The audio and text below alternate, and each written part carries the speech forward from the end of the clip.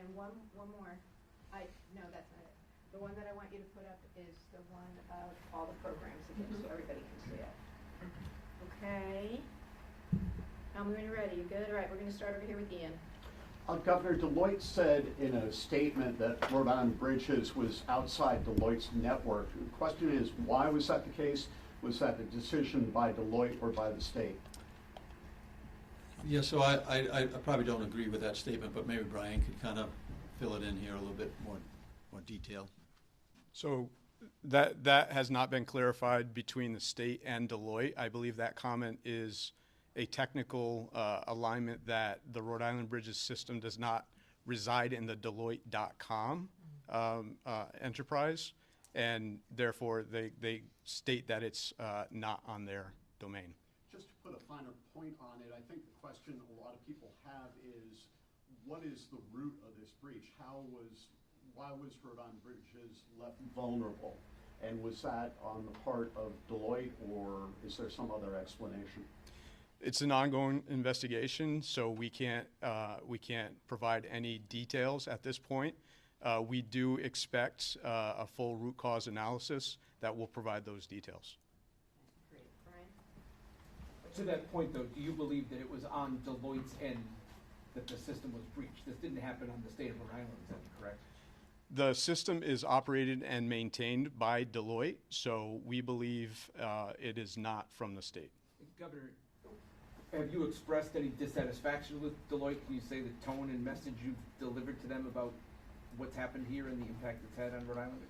Well, I think our focus is, protecting the people's, identification, make sure that the benefits are there. So that's our focus. I'll let the attorneys deal with that. We are in constant contact right now with the Attorney General's office, who is, certainly will be engaged if there is any level of litigation or any legal matters. So we'll leave it up to the attorneys to pursue that. Right now, our focus right now is the people, making sure that we're protecting their identity and making sure that the benefits are not interrupted.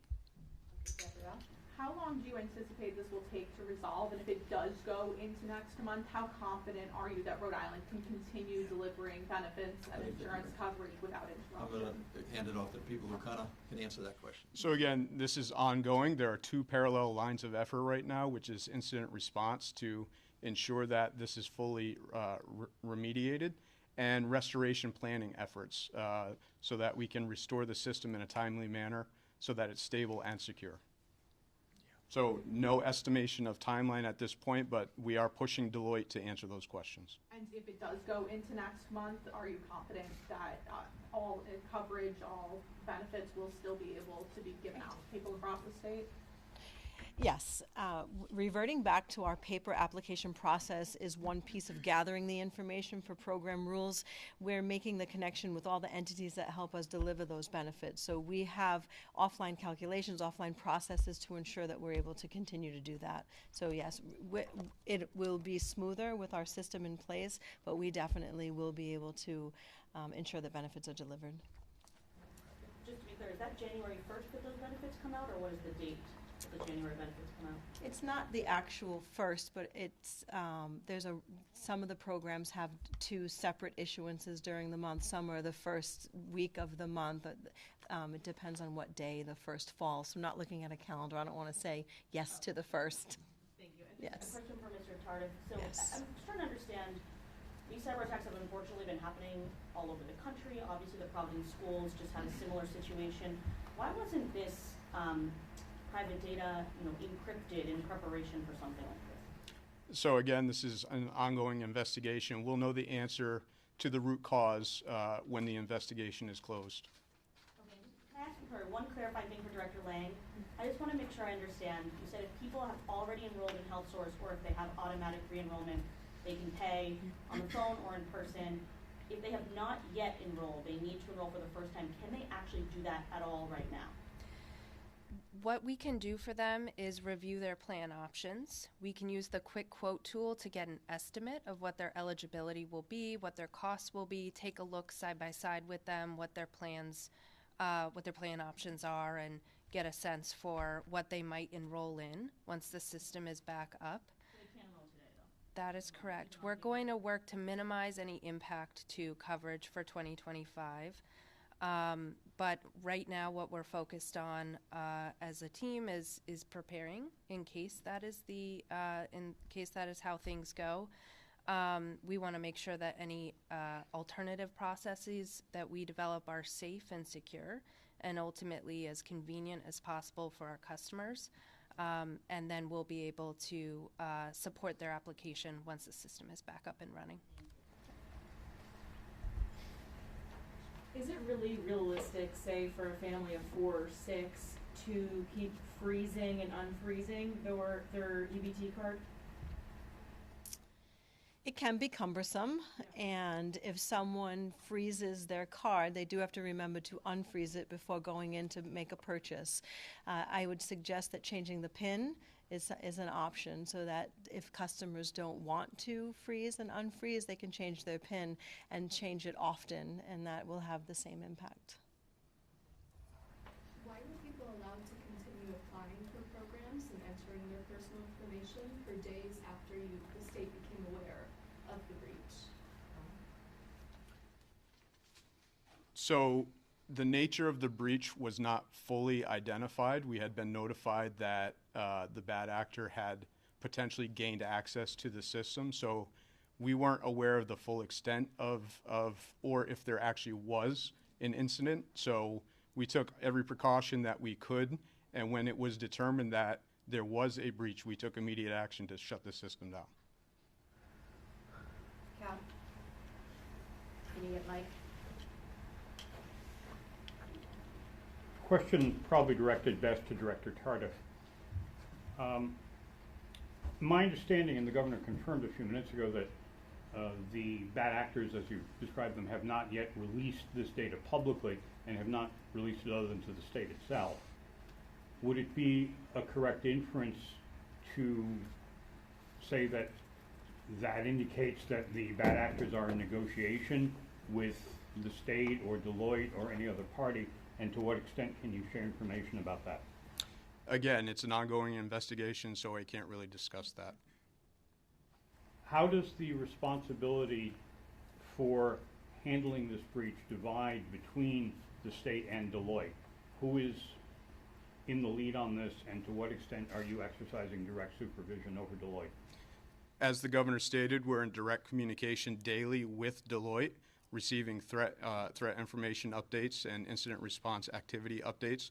They are contractually obligated to maintain and provide security for this system. But the state is making the actual decisions? Yes. Okay, Gina? All right, I have a few questions. I'll start with the one that our viewers are asking the most. We want more specifics on what's being done to support the elderly population. Many are calling this very overwhelming. Grandparents sometimes can't even send an email, so what exactly is being done for the people that may not be well versed with the internet or they don't have access right now? I'm Maria Samini, the director of the Office of Healthy Aging. One of the things that we immediately did was to start to connect with the trusted community partners that many older Rhode Islanders turn to when they have these kinds of questions. So engagement with our senior center directors throughout the state, our community centers. We have contacts in all 39 cities and towns where we've been sharing with them how they can support older adults through the freezing of their credit, being proactive in this work. Additionally, the pivot to the paper side, actually in the DHS space, is a comfort space for older adults. And so it's a place where we can really meet them where they are, support them on the paper side, and then also guide them through the proactive and online experience component. I'd also add that it makes a lot of sense for people to proactively do that because it's also a time where scammers can proliferate, and we know that older adults are often at risk of those things. So we're encouraging our senior centers, our adult day centers, and the Aging and Disability Resource Center, which is the first line of contact that people should call for older adult issues, 462-4444, to ensure that people are being proactive in that space. My next question is for the governor. Target 12 posted a story earlier today. Are you aware of the class action lawsuit against Deloitte, and are you in support of it? So I'm aware of it and anticipated it, but I'm not going to speculate about what path that takes. But we're just going to continue to do what we're doing here today, right? Which is, and thank you for being here, letting people know how they can protect their information. Your question on seniors is a really important one. I am aware that I was made aware before I got into this meeting, this session today. My last question, is someone from Deloitte in Rhode Island right now? And can we ever expect to see them at a press conference like this? Deloitte, again, we're in constant contact with Deloitte throughout the day, and they are focused on the incident response and restoration activities. So I would anticipate, as a good partner, that they would be present at some point in time. Jane.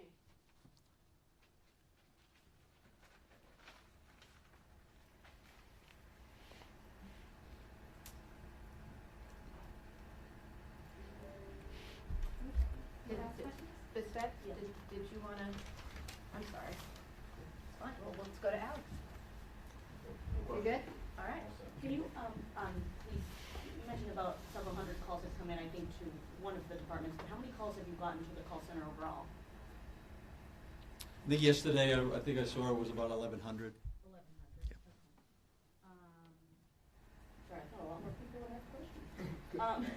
Go ahead, Brian. Governor, obviously this is years ago and before your time. This program under Deloitte got off to a really rough start, but the state has several times re-upped their contract and extended it earlier this year. What's your overall satisfaction level with Deloitte running this program, and in hindsight, are you okay with renewing that contract?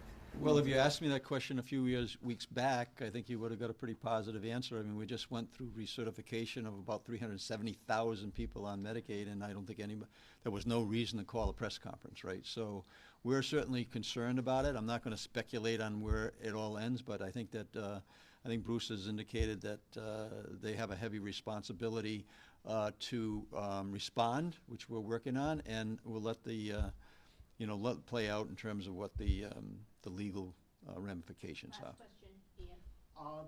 In terms of the data that is vulnerable, it probably includes a lot of mobile phone numbers, and at the same time, a lot of people use mobile numbers for their second factor authentication. So if a number is vulnerable to hackers, is it still safe to use for second factor authentication or not? So again, ongoing investigation. If that is determined through this investigation, we'll give the appropriate response for consumers. Right now, you don't have anything pro or con on that question? It's a good idea to verify the numbers that you have registered. But again, this is why the governor mentioned multi-factor authentication. The MFA is the second form along with your password. So good password management married with that registered phone number is best practice. Do you have an MFA recommendation other than telephone numbers? You can use landline, you can use email notification. Different services provide different options. Does the state have any role in whether a ransom is paid, or is that up to Deloitte? It's an ongoing investigation. We're in consultation with law enforcement entities as well, so that would be determined. But is there a refusal to pay any kind of ransom? Has that determination been made? Again, ongoing investigation. All right, thanks, everybody. Appreciate it.